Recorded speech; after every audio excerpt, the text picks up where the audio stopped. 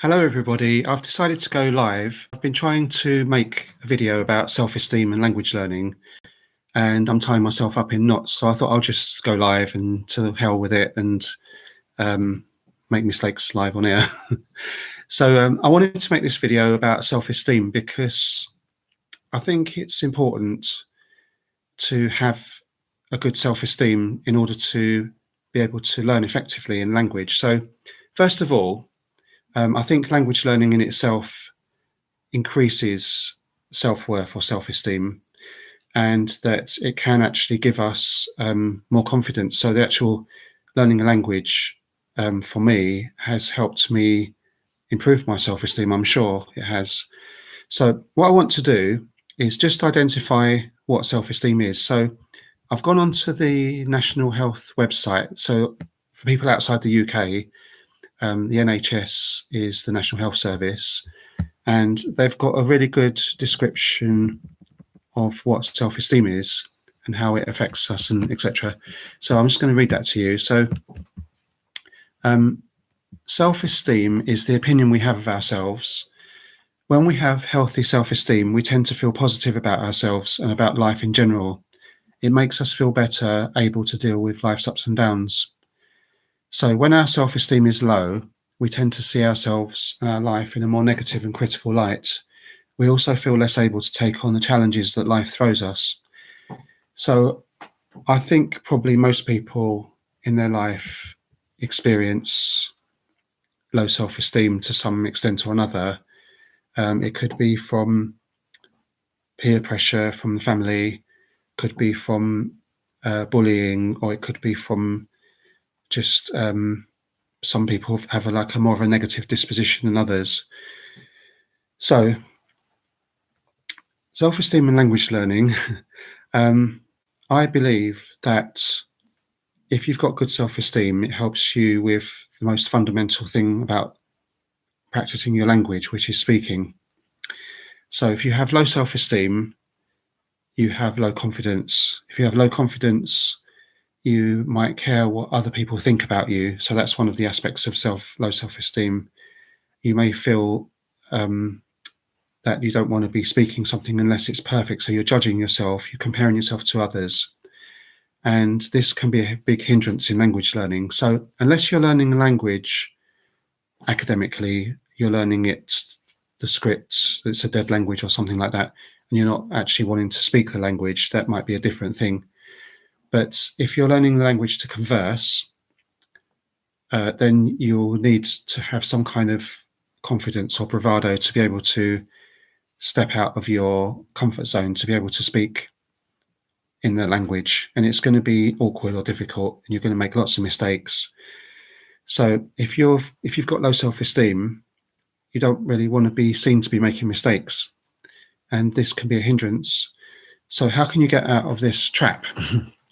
Well, there are several steps you can take to improve your self-esteem, and I know it's not I'm not a psychologist, I'm not a counsellor or anything like this, so I'm not kind of wanting this to be a session like that. It's not a heavy session, but I just want it to be something that might give you food for thought, that actually do you know what, it could be hindering me in this language learning process.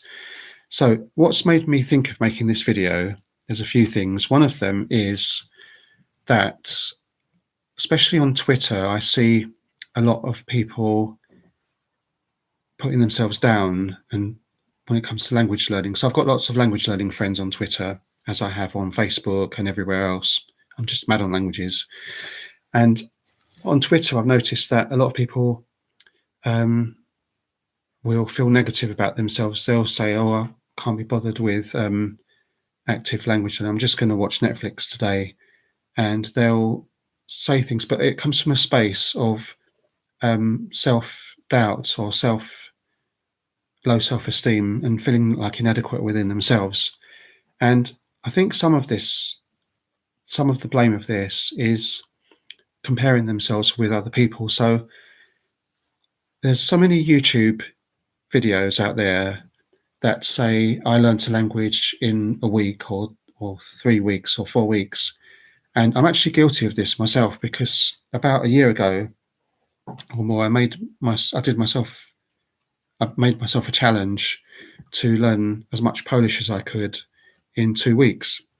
And that wasn't to become fluent in Polish. You can't in 2 weeks, it's just impossible. It was just to learn as much as I could at the beginning of my learning process. And I've continued learning Polish since then, and I'm no way near fluent. I've been learning it for way over a year, and I don't really think I've made too much progress, but I'm making progress, which is good. So I think a lot of people compare themselves with a video they might see with somebody who's super brilliant at learning languages very quickly, and they may feel despondent that they're not going to become a polyglot or multilingual by the time they're 35 because they've suddenly realized that actually it does take 2 years, 3 years, 4 years to start becoming fluent in language, and it's not something you can do in a couple of months or a couple of weeks or days. Even I've even seen one video where someone was going to be learning, I think it was Italian, in a day, which is a bit mad, isn't it? So that's that. So language learning can actually give you a good sense of self-esteem. So when you learn a language and you actually get to practice it with people, that's kind of satisfaction feeling is really good. It's quite rewarding, and it will actually boost up your self-esteem, and hopefully that will start the ball rolling and help you on your journey with more and more and more self-esteem. So there's another thing I want to talk about, which is to do with confidence. So as I said, confidence is something that comes from having a good self-esteem. But what about when people appear overconfident when they're learning a language? So sometimes on the YouTube channel, I've noticed that people, oh, my cat's meowing, people might big themselves up a bit. And I think I might be guilty of this myself, in that when you're very passionate about learning languages and speaking languages, and you meet somebody who you think might speak that language, you kind of latch onto them and want to have a conversation with them, and it's all exciting and everything. And sometimes I think that can come across as being a bit egotistical or a bit self-aggrandizing. Is that a word? I think it is. And I know I've done this myself because I work in a shop, and when customers come in and I think, oh, is that a Polish person or is that a Russian person? And I start trying to talk to them.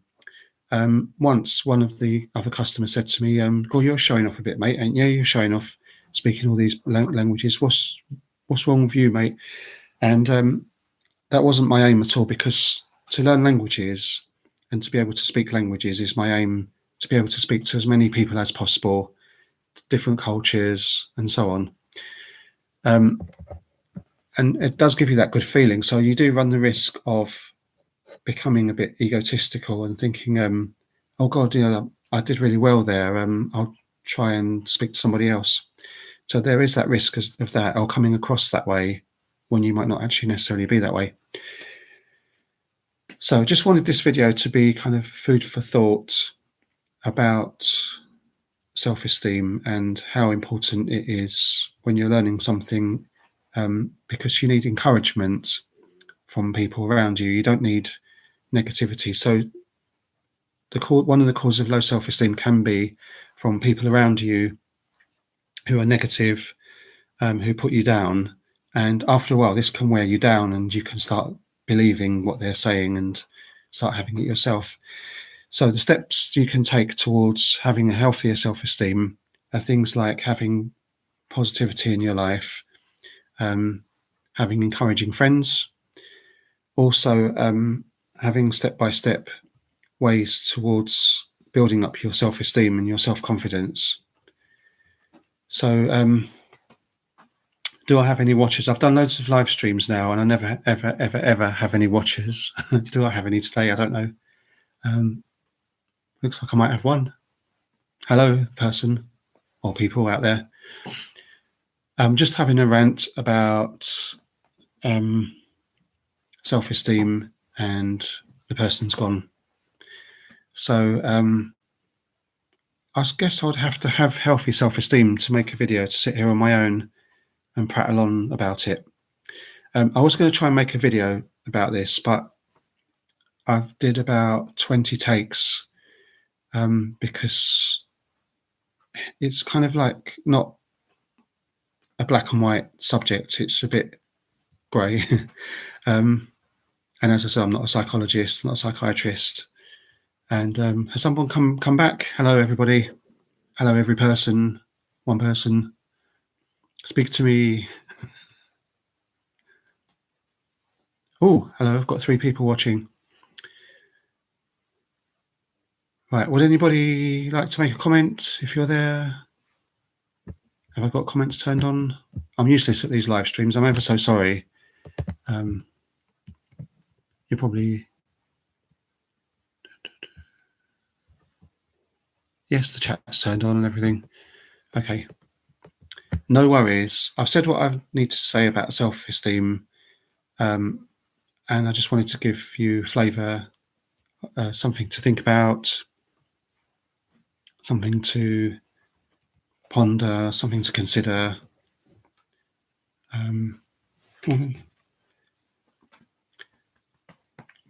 But certainly language learning for me has really helped me with my self-esteem, I'm sure. In fact, I have a lot of polyglot friends who are always learning language, so I can't let a day go by without having some kind of language input because I feel sick if I don't have it. And I think my polyglot friends feel the same way.